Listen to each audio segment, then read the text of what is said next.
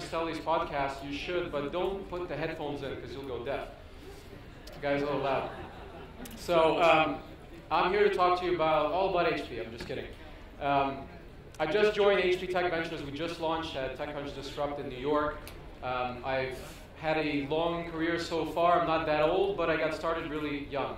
I got started in startups at the age of 13 as an intern in Silicon Valley. I've gone through 3 or 4 waves now.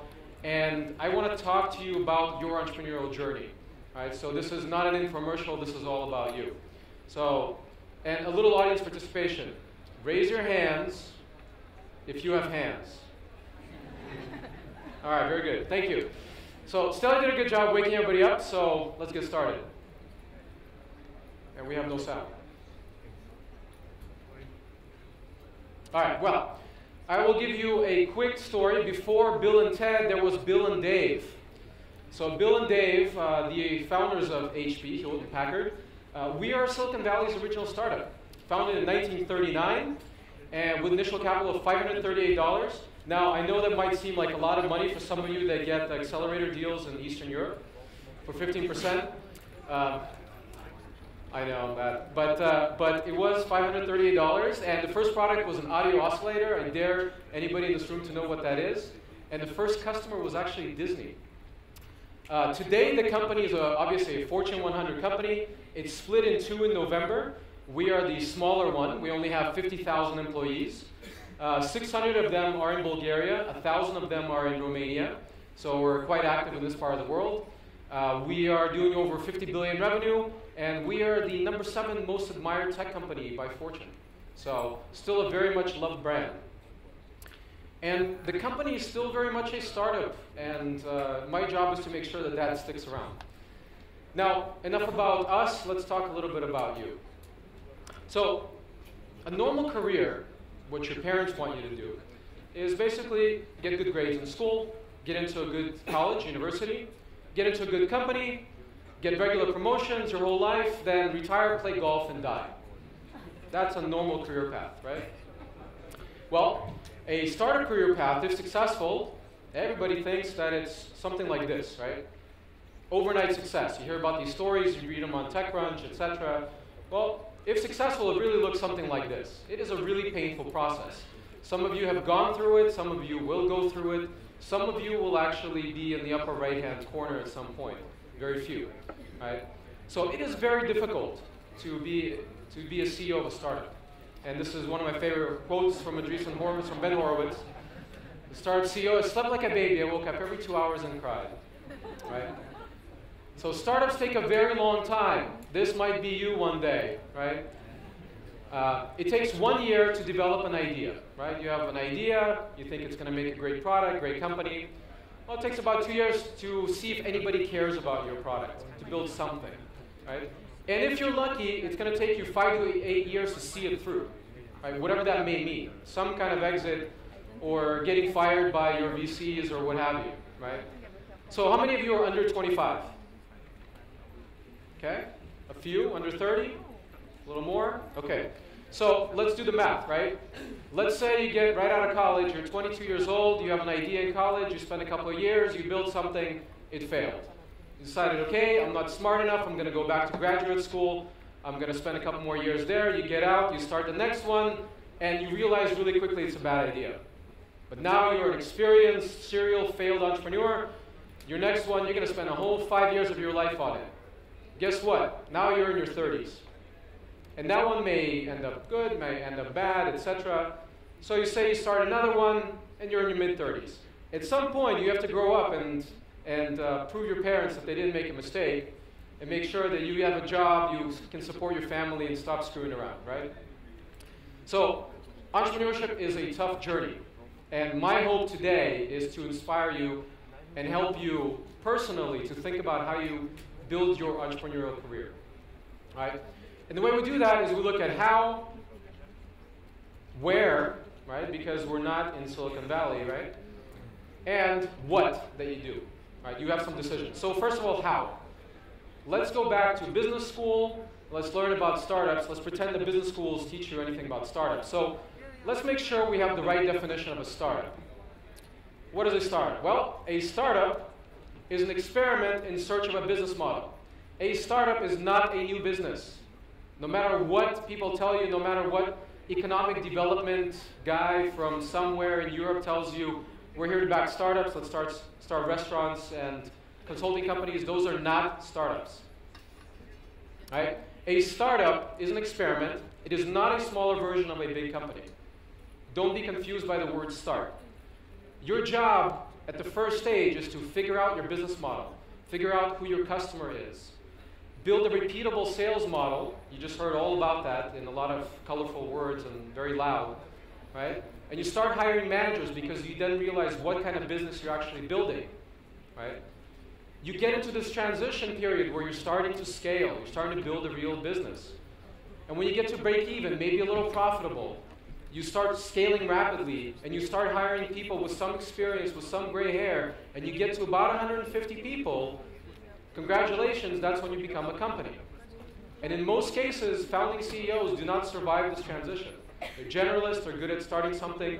They are not the pilots, the professional pilots that fly on instruments and can scale an organization, right? So know your place, know where you're happy, right? That's very important.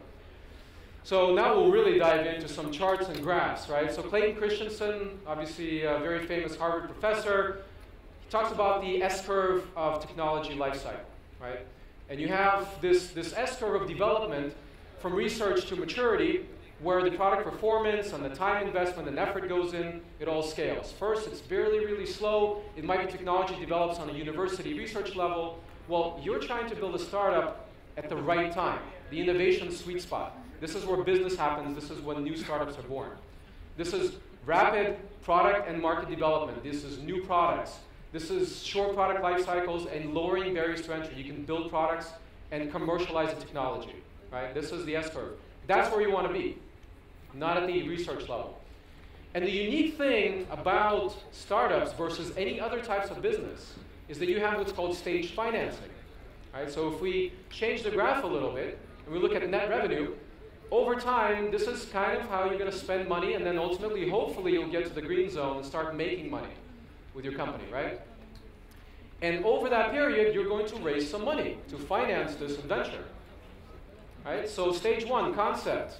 And this, your performance may vary, but you get a concept, you can raise a seed. You get early validation, you can raise a Series A. You get market traction, you can raise Series B. Scale validation, series whatever, however many times it takes you to get to predictable scale. And ultimately, you might IPO, right? This is what a startup is. Restaurants don't do this. Real estate companies don't do this. Consulting companies don't do this. This is what makes startups very unique.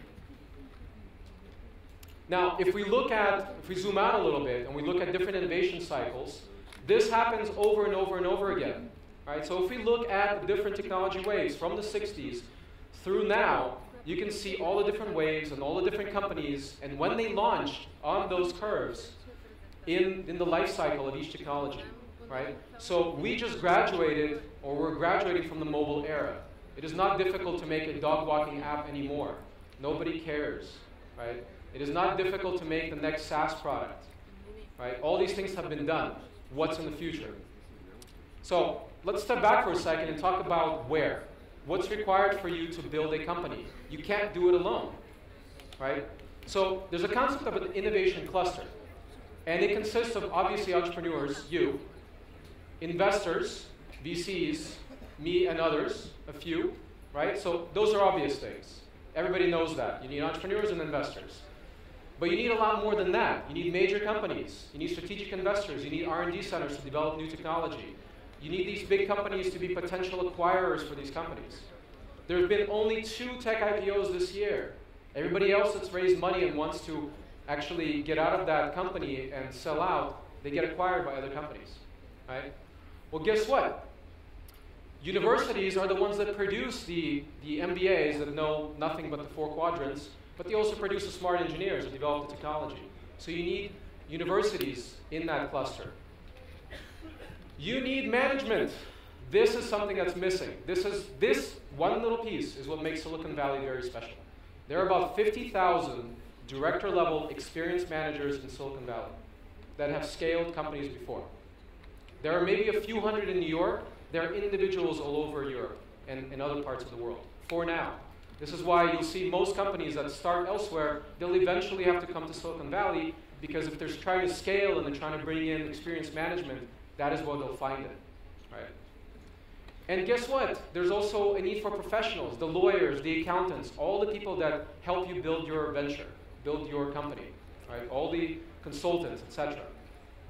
And there's, of course, a role for government, because government has to create the conditions, the economic conditions for you to succeed and for the entire thing to work, right? You also need large pools of private capital and a public market to go public in, right? This is a prerequisite. This is what you need. This is not so mature in the Balkans yet, I'm sorry to say, and most other places in the world, right? And the clusters are really important because they make you competitive. Silicon Valley is the Olympic Games of startups, right? Because you get increasing productivity of companies when you have competition. You get driving of direction and pace of innovation. You know who you're competing with. You feel it every day. People go from company to company and they bring their know-how with them. And ultimately, this stimulates the formation of new businesses. You need this, right? You need competition. It's good. When you go on stage and say, we have no competition, you think that's good. That's really, really bad. Now, if you look at the top 20 ecosystems in the world, obviously Silicon Valley is number one. Israel is number two, which is great news. Small population, a country surrounded by its enemies, right? But it's been able to take the most companies public on New York Stock Exchange after the US.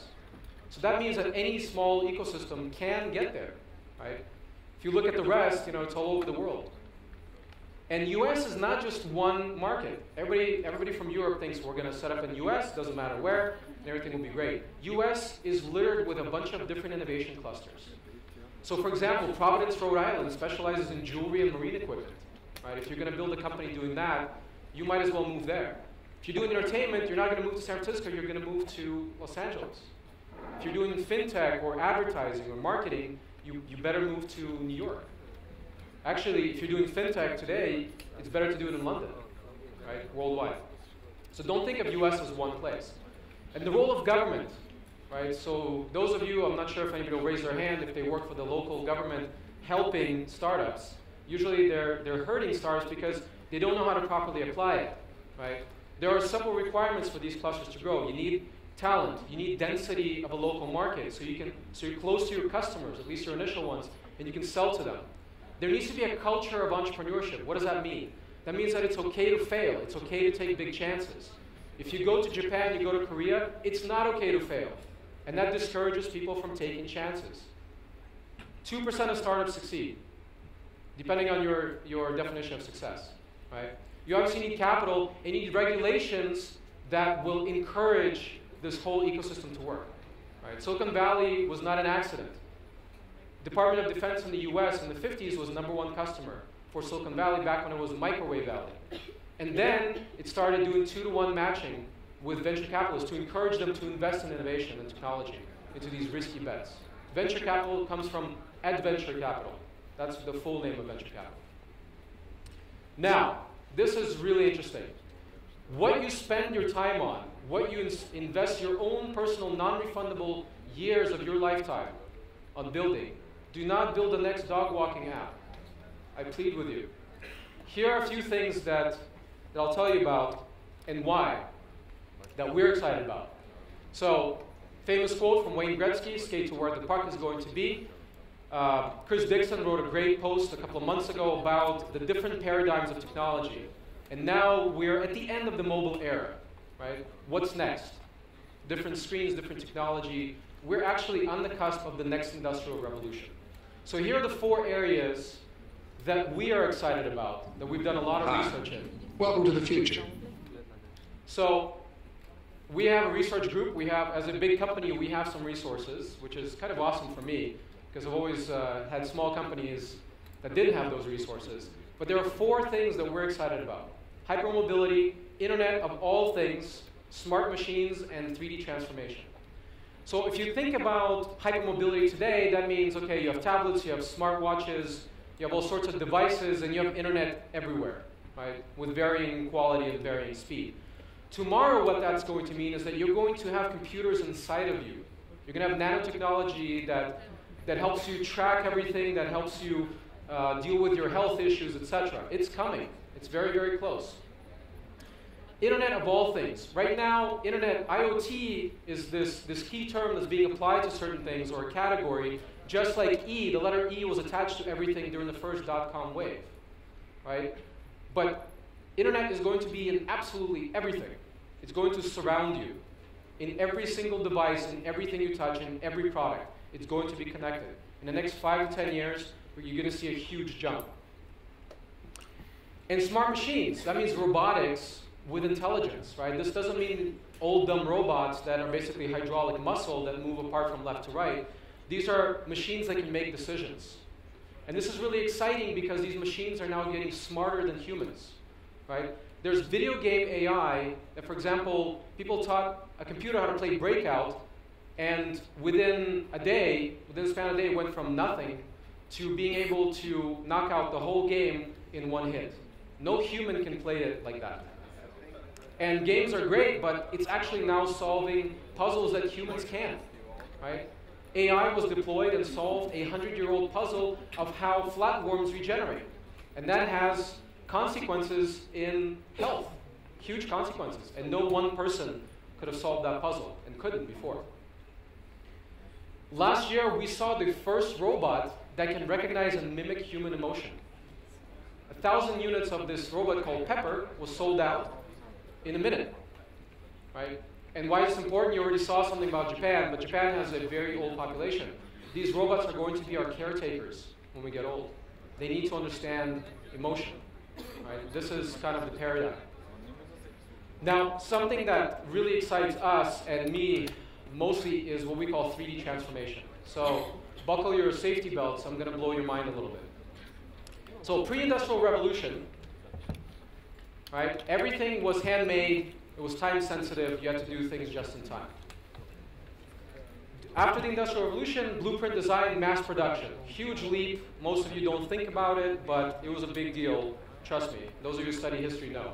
Internet obviously took us to the next leap, and here we are today. So what's coming next? What's coming next is 3D transformation.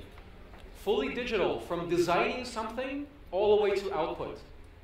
Completely digital. The way you interact with the design, and by education I'm a designer, that's exciting to me, but you can take a piece, a product, all the way through actual production in digital form.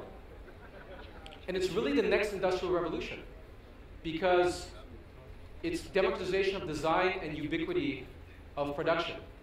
You order something on Amazon in 10 years, you're not going to wait for it to ship. It's going to print out at your house. Right? It's coming. And just on Tuesday, HP announced something we've been developing for several years, which is kind of next generation 3D printing. Next generation 3D printing, because it's not a glue gun on an XY, like a MakerBot that you could have bought a few years ago, that's going to give you an iPhone case. It's something entirely different. It's a system that uses voxels. So these are volumetric pixels where you can control the color properties, the surface properties, pixel by pixel, the translucency, pixel by pixel, the elasticity and strength, conductivity, electric conductivity, pixel by pixel, and the advanced materials. I'll come back to that in a second. So what does that mean? That means that you can print pixel by pixel a completely assembled product. And it's still a little early now, but pretty soon the voxel will be at a nano level, at a subatomic level. You'll be able to print your next cell phone at home.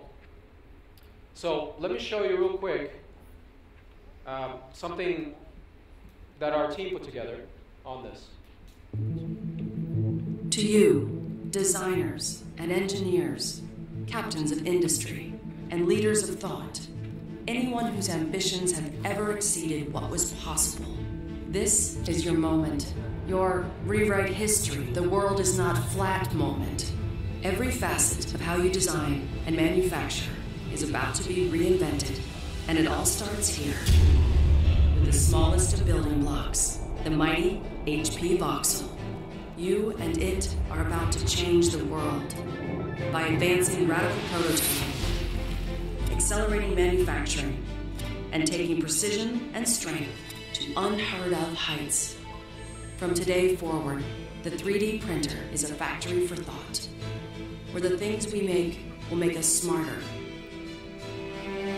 better, more human.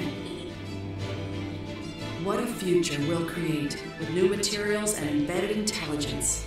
Together, we'll bring extraordinary to the everyday and reality to dreams light years away.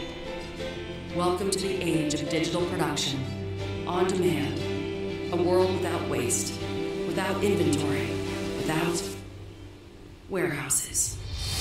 Meet the first HP Jet Fusion 3D printers, the digital furnaces of the next industrial revolution. Join us as we engineer the never-before, voxel by voxel. HP Multi-Jet Fusion. Keep reinventing. So I'm incredibly excited about this, and this is much more interesting to me than the next dog walking app. And the reason we're excited about Central and Eastern Europe is because of all the engineering talent. Electrical, double E's and MEs, same thing in Asia. So it's much beyond Silicon Valley. Silicon Valley has a chance of being disrupted this time around, because that electrical and mechanical engineering talent is no longer just there, right? Software talent is great, but you need more. So in the future, you'll be able to print food, print custom medicine, print fully electric devices, print a car, right? There's somebody already did print a car, 42 hours. It's a little crude, but you'll be able to print a nice car that you actually want soon. And there's something that we even call 4D printing. This means smart materials.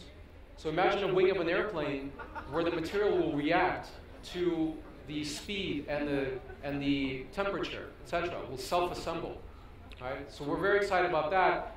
And something that I'll leave you with is this truly digital world bridge. It's what we call haptic chronography, where you actually be able to interact with digital objects with your hands directly. All of this is coming, and in the words of the next president of the United States, fail to plan, plan to fail. So I hopefully infected you with the idea of thinking really big and applying your talents and your entire career to something that will be fantastic and amazing and change the future. So thank you very much.